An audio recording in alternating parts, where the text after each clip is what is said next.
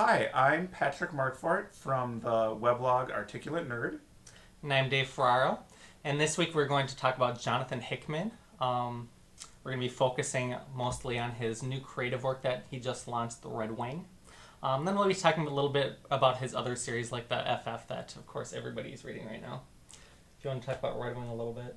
Sure. The Red Wing is a new creator-owned title from writer Jonathan Hickman that he released through Image Comics. It's drawn by an artist called Nick Pitara.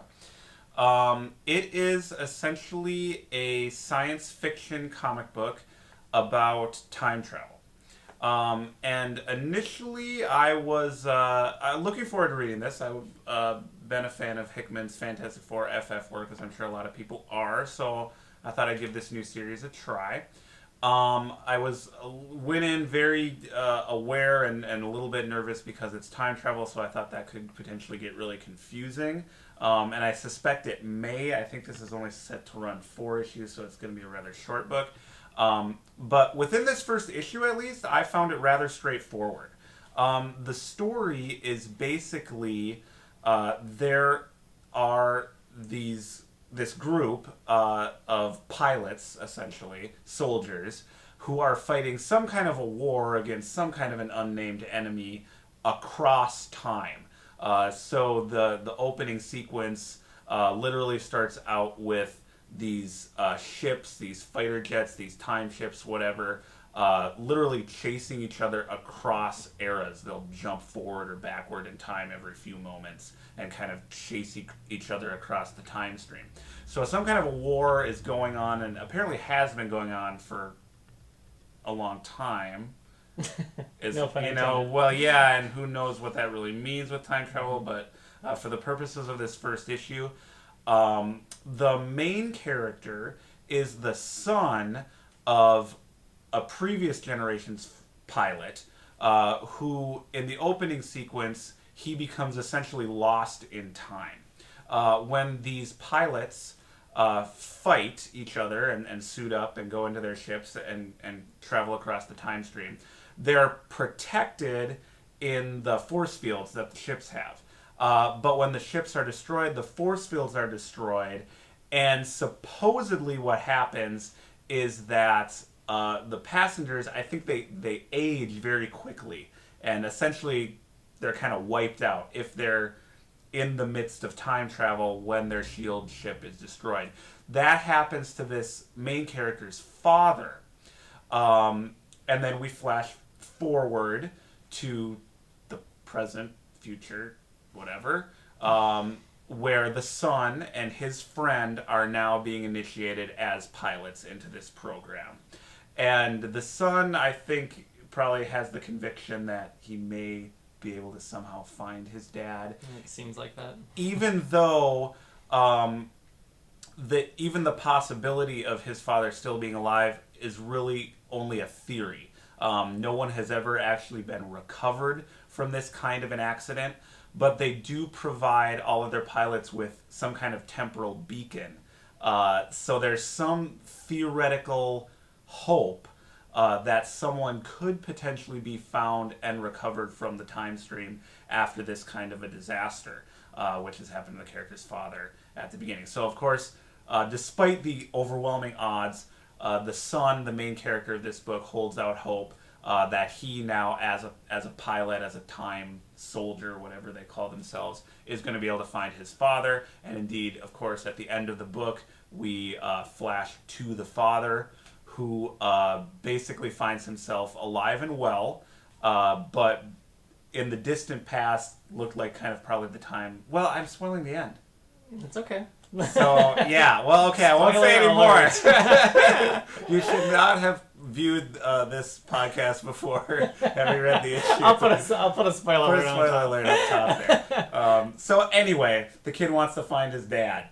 I hope I explain that somewhat coherently. Yes, and if it sounds complicated, it's because it's more complicated than I think you indicated at the beginning. At least for me. Did you think so? Yeah, there was a lot of exposition in this, explaining how things worked, and It got a little confusing for me, at least. I know we've seen a lot of like time traveling stuff in movies and comics before. So I think I went in like ready. I was like ready Yeah. to absorb. Like, I mean, I'm a Star Trek fan, so if anyone's like a Star Trek fan, like you have to deal with a lot of time travel and paradox and all kinds of things. So I went in, and Hickman, as I'm sure we'll talk about, definitely a complex, kind of intricate storyteller. Mm-hmm. So I went in like ready. I was like, okay, I'm probably going to be confused, and I maybe was prepared enough that to me it seemed very straightforward. But you thought it was complex. Yes, and I think I was maybe a little bored by the exposition. I think it kind of lost me a little And bit. the exposition, from what I remember, is basically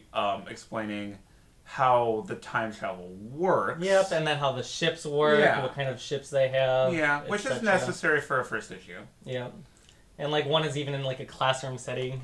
It was info dump. Yeah, definitely. We're definitely in info dump territory. That's for sure. Yeah, so I don't know. I was a little bored by it. Okay. A little confused, but I did get it.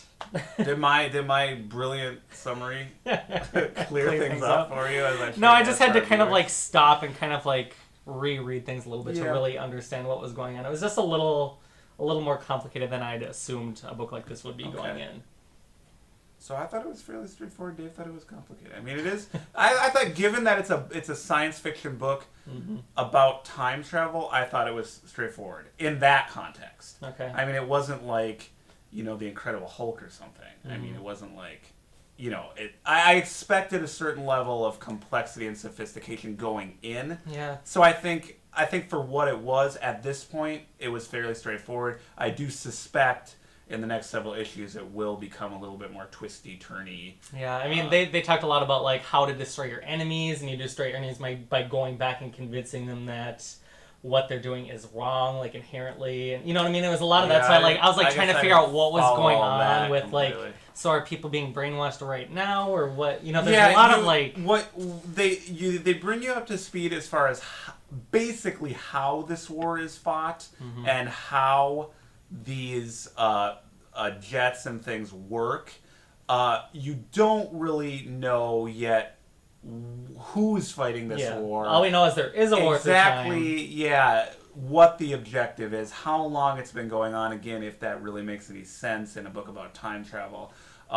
So you don't really get that information. I think you get some hints of it here, but I didn't get so hung up on that because I figured that's going to be revealed later on. I was just kind of focusing on who is this character, how does the ship work, and I think they laid that out. Maybe they could have done it in a more interesting way, but I thought it was pretty straightforward. So did you ultimately, what was your kind of take on issue 1 of The Red Wing? I mean, it's a fun book. Like it? Yeah, I mean, you can get by on like what obviously they provide in here. Mm-hmm. You might be a little confused and fuzzy on details like I was. But I mean, it was decent. Mm-hmm. It wasn't anything like spectacular. Like I definitely prefer his work on other series, Fantastic Four and Secret Warriors. Mm-hmm. Yeah, I mean, I actually think it's almost an impossible book to really review just reading the first issue, and this is pretty standard for modern mainstream comic books. I think I've found in that they really are written as sort of written for the trade, some people say. So one story will be stretched out over several issues. So if you're picking out a particular issue to review, it's almost impossible. It's kind of like reviewing a whole book with only having read the first chapter. And certainly Jonathan Hickman takes that approach to his comic books. We'll definitely talk about that in this issue of FF, as well as his work in general. So I don't know that I could really give this one an honest review. I could follow it. I am interested enough to read the next issue. There was nothing that particularly blew me away, but there was nothing that particularly turned me off. The art by Pitara was good. I wasn't wowed by anything particular. I would say inconsistent. Did you think so? Yeah, I would say there are some scenes that were really nice, but then there was a point where him and his friend were talking in a bar, and it just looked kind of like a little rushed or something. Yeah, I think I kind of know the aspect of the artwork that you're talking about there, and this is an artist that I'm unfamiliar with. There is something a little sketchy and rough about the faces and the way he draws people a little bit, but he's obviously got is it a male artist? I forget the artist's name. The craft down. Mm-hmm. Nick, it's a male artist. Got to do that research before the show. You know what I mean? Like he's drawing ships, he's drawing forests, he's drawing multiple time periods. So there's a real level of craft there. So I did enjoy the art, and I sometimes do like a little bit of a rough edge to artwork as opposed to like an Alex Raymond or something like that. I can't really think of a modern example of what I'm talking about. But like a really sleek, polished, everything really finished style. This one had a bit of a rough edge, but I thought the craft was there to back it up. So ultimately, I like the art. So ultimately, fine. Haven't hit a wrong note so far, but I'm looking at this as a fourth of a book, essentially. It's kind of impossible to evaluate on its own. Yeah, it's a lot of groundwork in this one, so obviously there won't be so much exposition, presumably, in later chapters of this book. Yeah. So hopefully it's just like from here on out, it's kind of smooth sailing if you kind of... I'm expecting it to be more complicated. I think this is our smooth sailing, but we'll see what happens. The one element of this book that I appreciated and that did stand out as something above the ordinary was the design of the book. I actually think this is a beautifully designed mainstream comic book. And in a visual medium like comics, it always seems to me as though that is something you should be saying all the time, and that artists and designers and publishers should be taking full advantage of, but they really don't. So the cover design, as you can see, is quite elegant. It's almost all white, with the title on top. Hickman and Patera's names appear fairly large at the bottom. The image eye is in red. I feel that it was all very deliberately designed and of a piece. Then you go into the book. You've got a few story pages, which is your prologue, showing what happened to the father character. And then you get another white spread.